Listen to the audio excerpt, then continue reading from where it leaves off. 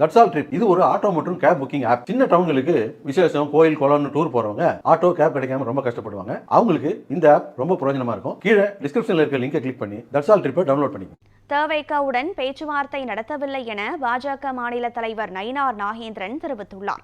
நெல்லையில் செய்தியாளர்களை சந்தித்த அவர், பியூஷ் கோயல் வரும்போது கூட்டணி பேச்சுவார்த்தை நடைபெறும் என தெரிவித்தார். மேலும் அமலாக்கத்துறை, வருமான வரித்துறையை வைத்து யாரையும் விரட்ட வேண்டிய அவசியம் இல்லை எனவும், அவை அனைத்தும் சுதந்திரமான அமைப்பு என்றும் அவர் கூறினார். இதனைத் தொடர்ந்து ஆதவர்ஜுனா யார் என்று எனக்கு தெரியாது என கூறிய அவர், தவேகாவுடன் எந்த பேச்சுவார்த்தையும் இல்லை என கூறினார். அதுக்குரிய பியூஷ் கோயல்ஜின்னு வருவதாக எந்த செய்தியும் கிடையாது. ஏன்னா நான் நேற்று உங்களை பார்த்துருக்கிறேன், இன்றைக்கும் உங்களை பார்த்துட்டு நான் அங்கே தான் இருக்கிறேன். அப்படி ஒரு செய்தி கிடையவே கிடையாது. நேற்று மாலையிலும் நானும் மதிப்புக்குரிய யூபிஎஸ் அவர்களும் சந்தித்து பேசுவேன். நேற்றும் கேட்டீங்க, அப்படி ஒரு செய்தி கிடையாது. அதாவது எங்களுடைய எதிரணியில் இருக்கக்கூடிய கூட்டணி, அவங்க எத்தனை சீட்டு யாருக்கு வாங்கியிருக்காங்க அப்படிங்கிறத பார்த்து நாங்கள் சீட் வாங்கணுங்கிற அந்த மாதிரி ஒரு கட்டாயம் ஒன்றும் இல்லை.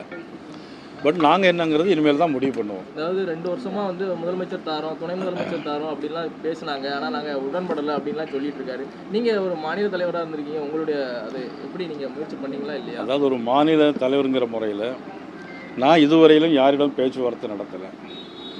நீங்கள் சொன்ன நபர்கள் யாரும் என்னிடம் பேச்சுவார்த்தை நடத்தவும் இல்லை. இந்த மாதிரி ஒரு சூழ்நிலையில் அவங்க அந்த மாதிரி ஏன் சொன்னாங்கிறது தான் எனக்கு புரியவும் இல்லை. மக்கள் மத்தியில் குழப்பம் ஏற்படுத்தணும் அப்படிங்கிற மாதிரி பேசுகிறாங்களா அவங்க? அது அவங்கள்ட்ட தான் நீங்கள் கேட்கணும். தொகுதி பங்கீடு தேசிய ஜனநாயக கூட்டணியில் எப்போ முடியும்? வெகு விரைவில்.